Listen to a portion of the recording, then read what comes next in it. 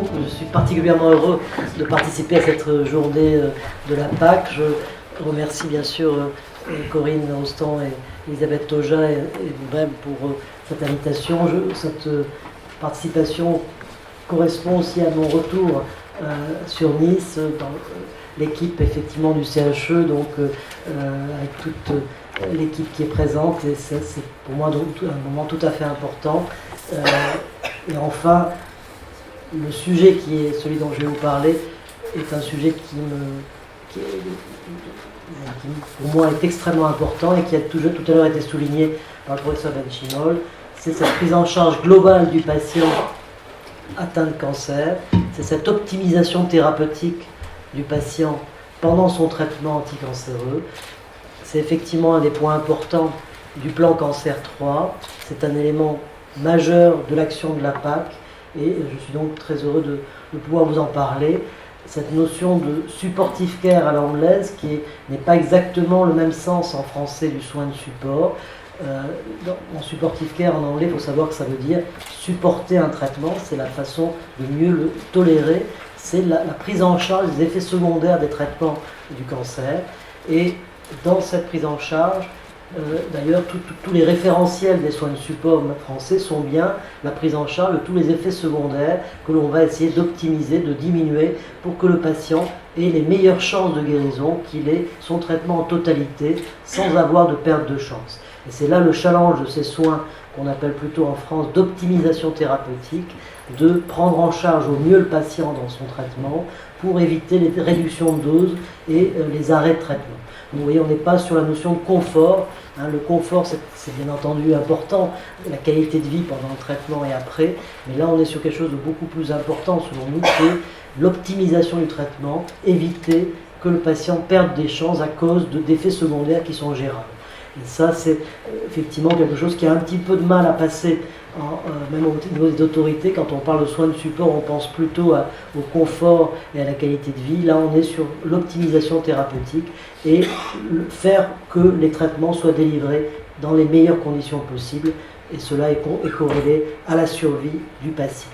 Donc dans ce sens-là, notre laser de basse énergie qui est utilisé depuis maintenant une trentaine d'années, notamment à Nice, est un élément important dans la prévention et le traitement des mucites et des épithélites induites par les traitements anticancéreux, radiothérapie et chimiothérapie. Le plan de mon exposé sera premièrement les mucites et deuxièmement rapidement les épithélites radio-induites. Dans les mucites, on verra un petit peu la physiopathologie très rapidement des mucites radio et chimio-induites, l'effet du laser de basse énergie qui est maintenant bien précis et qui s'apparente presque à un rayonnement pour nous radiothérapeutes, à partir d'une méta-analyse que nous avons faite avec un groupe de travail, des recommandations qui maintenant sont données de façon précise sur les doses de ce traitement laser et les modalités pratiques de ce traitement qui a été mise en place au centre de haute énergie à Nice depuis quelques semaines avec déjà une très grosse technicité et une application forte des manipulateurs et de l'équipe médicale. De la même façon, pour les épithélites radio-induits, donc les dermites, on va avoir aussi un effet préventif et curatif de ce laser que l'on présentera rapidement avec en fin d'exposé les perspectives sur ces soins d'optimisation thérapeutique et la conclusion.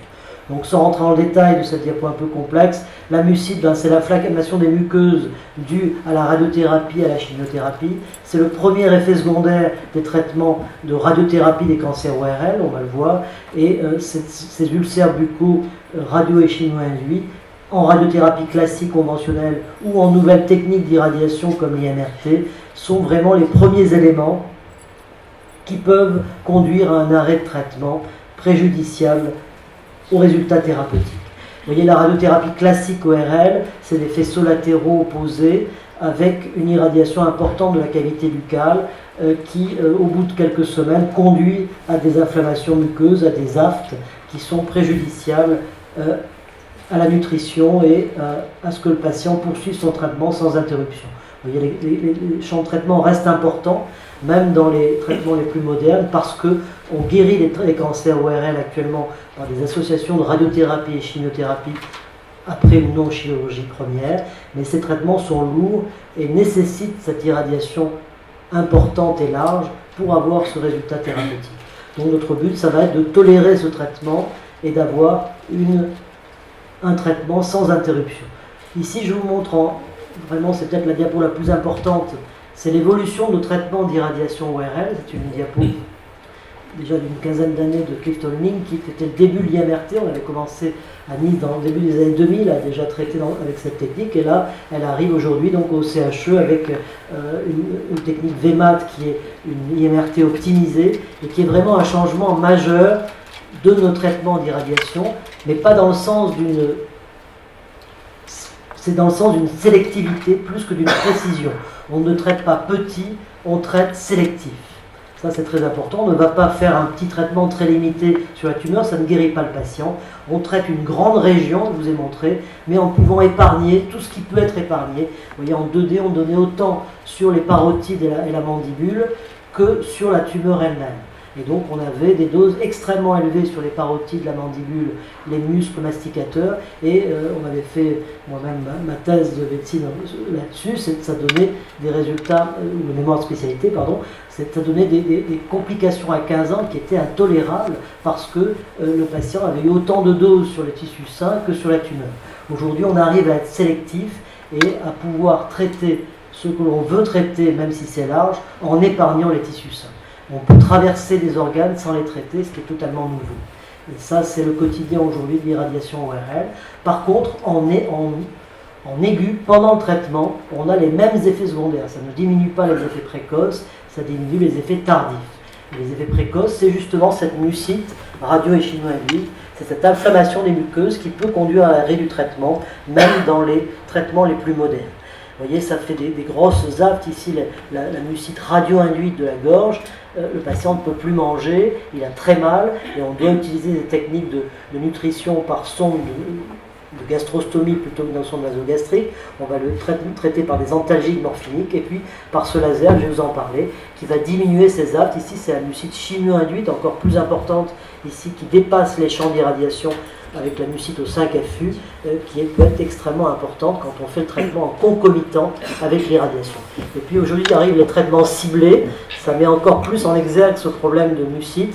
Aujourd'hui, je participe à de nombreux groupes de travail sur les mucites dus au traitement ciblé, ces traitements souvent péros qui sont des anticorps ou des petites molécules qui vont ajouter un bénéfice thérapeutique tout à fait important, qui est comparable à celui de la chimiothérapie, mais qui donne aussi ce genre de réaction qui conduit dans un grand nombre de cas à l'arrêt du traitement. Et ça, c'est très préjudiciable. On a vu dans le cancer du sein, par exemple, les mucites à l'afinitor, c'est 57% des patientes qui font une mucite au-delà du grade 2 et qui conduisent en 30% des cas à l'arrêt du traitement. Alors qu'avec un traitement bien mené de ces mucites, on arrive à diminuer à un grade 1 dans plus de 35% des cas, et on a une optimisation du traitement qui est spectaculaire. Donc dans cette mucite justement à l'afinitor, le laser a été testé dans de nombreux pays aujourd'hui et est tout à fait intéressant, associé au traitement corticoïde locaux. Donc la mucite, c'est pas seulement une atteinte de la muqueuse, très rapidement, c'est une atteinte de l'ensemble des couches de l'épithélium. Ça a été montré par de nombreux groupes de travail. Quand on a des radicaux libres induits par la chimio et la radiothérapie, on va agir sur l'ensemble des couches de cet épithélium et avoir une amplification de cette mucite qui conduit à une activation qui dépasse de très loin, je dirais, l'action directe du médicament anticancéreux. Ça s'autonomise et ça devient des ulcères qui sont extrêmement compliqués à traiter lorsqu'ils sont présents, avec une activation, je dirais, une amplification très importante. Et le but de nos traitements préventifs, ça va être de limiter cette amplification et d'avoir un traitement, je dirais, de cette mucite le plus précoce possible afin d'éviter le grade 3 qui est le plus handicapant. Et dans ce cadre-là, ce laser de basse énergie a été testé depuis déjà de nombreuses années. Il faut se rappeler que dans les années 80, Gaston Siès à Nice, dentiste qui était dentiste odontologiste en cancérologie au centre Antoine Lacassagne, avait testé ce laser hélium néon avec des résultats spectaculaires. mais qui au départ n'était pas expliquée, ni même explicable, et ça paraissait un petit peu une médecine parallèle. Qu'est-ce que c'est que ce laser qui a une action? Et en fait, après 20 ans, 25 ans de travaux, de biologie, on sait maintenant exactement comment ce laser agit. C'est un traitement qui a des effets biologiques particulièrement précis. Alors les machines au départ étaient très encombrantes. Le laser hélium-néon, c'était une énorme machine qui coûtait cher, avec une application à la fois endobuccale et cutanée. C'était le docteur Siès, là, que vous voyez. Et puis peu à peu, les machines sont devenues de plus en plus petites et simples, avec des diodes laser qui ont remplacé l'hélium-néon. Et on a aujourd'hui des machines aussi petites que celle-là, qui a les mêmes propriétés biologique, mais qui coûte à peu près 20 fois moins cher et qui surtout est beaucoup plus précise au niveau des paramètres de l'irradiation laser. Vous voyez, aussi bien en cancérologie qu'en hématologie, greffe de moelle, avec des résultats tout à fait importants. Là, c'est le matériel que nous avons maintenant au CHE, qui est superbe et intéressant, avec un prix qui est, je vous disais, 10 fois moins que ce que nous avions à la Cassel il y a 20 ans. C'est un appareil qui à la fois présente des applicateurs endobuccaux pour les muqueuses, et des applicateurs externes cutanés, soit des applicateurs destinés à la peau, soit qui traversent la peau et qui vont traiter les muqueuses avec des longueurs d'onde différentes. Et sans rentrer en détail, on a aujourd'hui des critères très précis de doses à délivrer qui sont sur ordinateur et qui vont permettre de savoir exactement ce que nous faisons.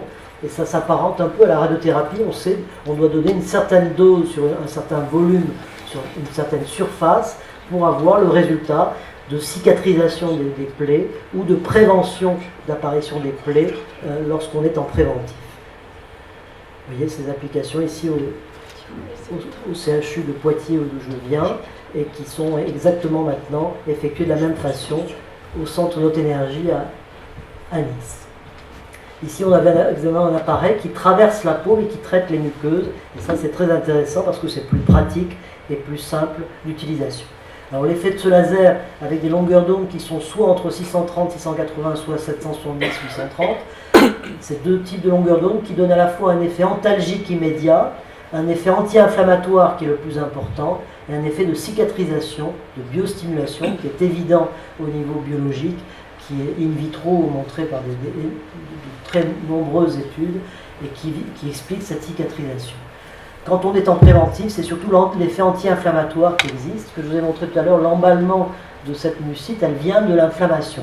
Si on arrive à avoir un bon effet anti-inflammatoire, c'est un peu comme les corticoïdes mais avec moins d'effets secondaires, on arrive à diminuer de façon très très importante cette apparition de mucite de grade 2 et 3. Et puis l'effet antalgique qui est évident chez le patient dès la fin de sa séance. Donc, sans rentrer en détail, l'effet anti-inflammatoire, on sait très bien le détailler aujourd'hui avec toutes les actions connues. Ce qui est intéressant, c'est qu'on a des longueurs d'onde qui pénètrent peu. C'est celle de l'hélium-néon qui, avec des diodes aujourd'hui, qui ont cette longueur d'onde-là. On traite là la surface. Et puis des longueurs d'onde comme le 830 qui va en profondeur. Et celle-là va être utilisée pour traverser la peau et traiter la muqueuse en regard. Donc vous voyez, on a différentes possibilités d'utilisation de laser, soit directement sur une surface, soit la peau, soit la muqueuse en application directe, soit à travers la peau, on va traverser et aller traiter la muqueuse buccale par une autre longueur d'onde. On a fait une revue systématique, on va aller vite, mais c'est intéressant. On a revu 33 essais randomisés en double aveugle. Et certains sont très positifs, comme le premier essai de Coven de Marseille, avec un effet de réduction de la mucite de grade 2. Notre essai en radiothérapie qu'on avait fait dans les années 90 et qui était sur 30 patients seulement, mais extrêmement rigoureux. On avait montré que la réduction de l'effet de l'apparition de grade 2 était très significative. Et d'autres essais comme celui-là est négatif, mais on l'a totalement expliqué par la dose reçue. Il fallait absolument avoir une précision de ce qui était délivré et on va dire en deux mots que le constructeur de la machine a donné une certaine dose au bout de son applicateur, mais en fait on ajoutait un applicateur endobuccal au bout de la machine et la dose était réduite par 100 et finalement le patient ne recevait pas la dose de 2 à 4 joules qui donne un effet, mais une dose de 0,18 joules et effectivement dans cet essai il n'y avait eu aucun résultat. Et finalement, vraiment, il y a une reprise très importante de toutes ces études de façon rigoureuse par des physiciens, par des médecins également qui ont revu ces essais. Et à chaque fois, l'explication du non-effet était la dose ridicule donnée parce qu'on n'appliquait pas des critères simples de vérification de la dose. Donc on est sur les essais qui ont été analysés, avec ici un essai qui n'est pas positif. Je ne sais pas si vous connaissez cette façon de présenter les méta-analyses. Du côté droit, c'est tous les essais positifs, et là vous avez un essai négatif qui était lié à une dose très faible délivrée pendant le traitement. Et en fait, on se rend compte que à partir de toute cette revue des essais, on a pu proposer des recommandations. Il faut au moins 3 séances par semaine avec des doses entre 2 et 4 joules sur la surface traitée, sur l'ensemble de la surface, 2 joules en préventif et 4 en curatif, avec des longueurs d'onde, comme je l'ai dit, soit rouge, soit infrarouge, bien déterminées. Donc les conclusions de nos groupes de travail, Walt et Mask, AFSOS, sont précises. On ne va pas rentrer en détail, mais on a des critères très précis que suivent actuellement toutes les équipes. Aujourd'hui, une trentaine d'équipes en Europe et une bonne quinzaine en France. Et au Brésil ou aux États-Unis également, de nombreuses équipes utilisent ce laser de basse énergie avec des doses optimales et des critères très précis de longueur d'onde et d'énergie délivrée par le faisceau d'irradiation. Donc on a mis en évidence dans cette méta-analyse et dans les essais qui ont suivi un effet qui est modéré. On n'est pas sur une disparition de la mucite, mais ça suffit à avoir une réduction de la mucite qui permet de poursuivre le traitement jusqu'à son terme, d'avoir un patient qui n'a pas d'interruption de traitement et qui va être traité de façon optimale, ce qui conduit à une meilleure guérison. C'est en plus une méthode qui est sûre, qui est peu coûteuse. C'est un appareil qui coûte autour de 2500 € pour la mucite seule, et quand on associe le traitement cutané, ça va être autour de 15 000 €, une machine qui est très très utile et largement utilisée. Vous vous rappelez ces clichés de Slobodan niçois. Dans l'application d'hermite, donc qui est très présente dans les irradiations du sein ou les irradiations ORL, on a aujourd'hui moins d'essais thérapeutiques qui ont été effectués. Il y a un essai en Allemagne qui est très intéressant, mais actuellement, c'est une voie d'utilisation que l'on préconise au centre de haute énergie à Nice, chez les patients traités pour cancer du sein. L'étude et l'utilisation démarrent, mais avec déjà un nombre conséquent de patients. Nos manipulatrices sont venues à Poitiers récemment, où j'étais pour une formation. Il y a vraiment un engagement fort de Dr Nathalie Pinto et de l'équipe sur cette utilisation, et on essaye donc en préventif chez les patientes qui ont des facteurs de risque, soit anciens, soit d'apparition d'une rougeur précoce pendant le traitement, de limiter l'épithélite, la dermite pendant et après traitement grâce à cette utilisation du laser de basse énergie. Vous voyez qu'en ORL, on avait des résultats spectaculaires en quelques séances pour les radionécroses et les épithélites radiques en cours de radiochimiothérapie ORL. Vous voyez ce laser cutané qui balaye la surface traitée avec les mêmes critères de dose que le laser endobuccal. On a aujourd'hui des fiches de traitement qui ont été mises en place par nos manipulatrices, qui décrivent de façon précise les zones à traiter par le faisceau laser, en endobuccal et en extrabuccal. Ici, ce sont nos fiches du centre de haute énergie avec, vous voyez, les doses à délivrer que prescrit le médecin, tout ce qui est délivré au quotidien par nos manipulatrices, et le résultat sur la prévention de l'épithélite et de la mucite buccale. Vous voyez, on se rapproche d'un traitement de type radiothérapie avec les mêmes critères de dose. On est très loin de l'utilisation un petit peu primaire que nous avions dans les années 80 ou 90. Vous voyez, pour la peau comme pour les muqueuses. Vous voyez, donc c'est un traitement qui s'est énormément rationalisé, qui intervient chez un patient qui est, vous voyez, c'est cette image un peu visible de la maladie du patient, avec ce nuage de mots. Le patient est atteint d'une maladie qui lui fait peur, avec des effets secondaires qui l'inquiètent, avec une souffrance personnelle et familiale, avec la crainte des métastases et de sa guérison. On essaye de lui répondre par des critères thérapeutiques très techniques qui sont notre traitement anticancéreux, où on a fait d'énormes progrès sur la précision du traitement, sur son optimisation technique par nos équipements de radiothérapie qui sont extrêmement importants en qualité maintenant, avec des contrôles quotidiens de ce qui se passe en interne au niveau de la tumeur, avec des équipements qui sont totalement transformés depuis 20 ans. Il faut visiter nos services pour le voir. Ça, c'est une réponse qui est importante pour le patient, mais c'est une réponse qui reste technique et qui n'est pas toujours rassurante. Et là, on apporte, par ce soin complémentaire, surtout quand on l'explique comme un soin d'optimisation thérapeutique, on est dans un traitement qui va permettre d'être confortable, d'être mieux dans sa vie, dans son quotidien, mais aussi d'avoir un traitement anticancéreux plus efficace et plus complet. Ce laser entre dans cette prise en charge globale. On associe bien sûr, chez ces patients qui viennent en traitement complémentaire, toute une prise en charge de ce patient sur le plan psychologique, sur le plan du quotidien. Et là, je pense que la PAC en particulier nous aide beaucoup dans ce sens-là. Et je crois que vous voyez les deux versants de ces soins de support, le versant d'optimisation thérapeutique et le versant confort, qualité de vie. Voilà, je vous remercie de votre attention et je vous dis à bientôt, peut-être dans le service du centre de haute énergie, pour visiter un petit peu tout ce qui se passe en radiothérapie et en soins complémentaires par laser.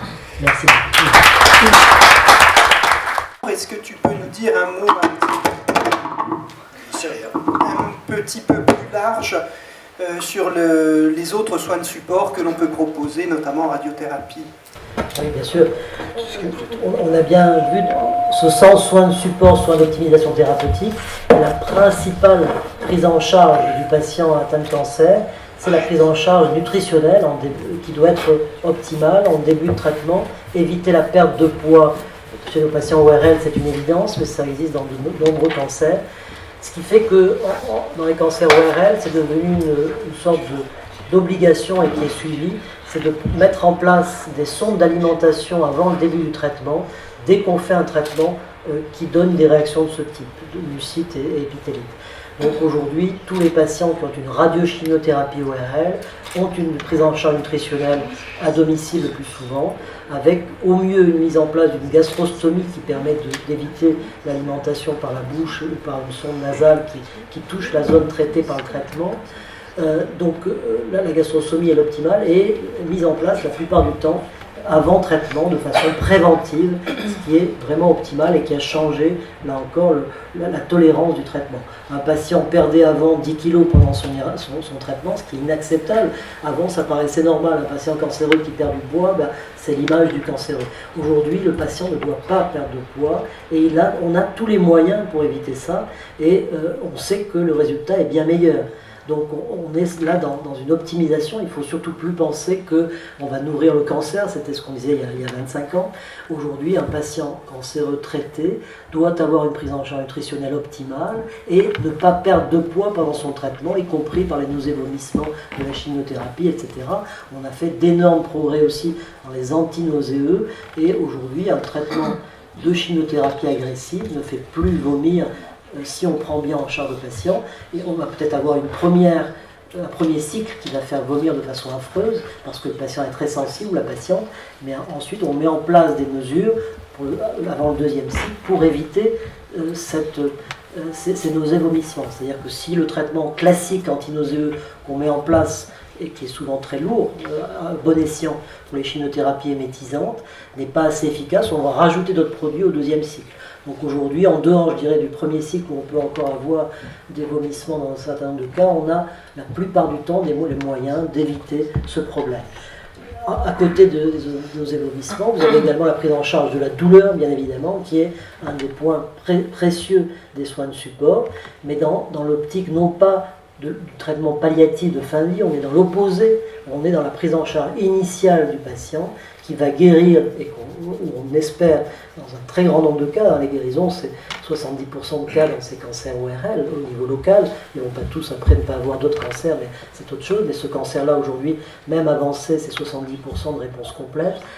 Ces patients sur le plan de la douleur, vont être prises en charge de façon précoce, avec des morphiniques, donc antalgiques de niveau 3 de façon très précoce, pour ne pas avoir de douleur importante qui va là aussi impacter sur la faisabilité du traitement et sur le suivi du patient dans son traitement. Donc la prise en charge de la douleur optimale, précoce, y compris dans une démarche curative, et ne surtout pas limiter les morphiniques à des patients dépassés, ça n'a pas de sens.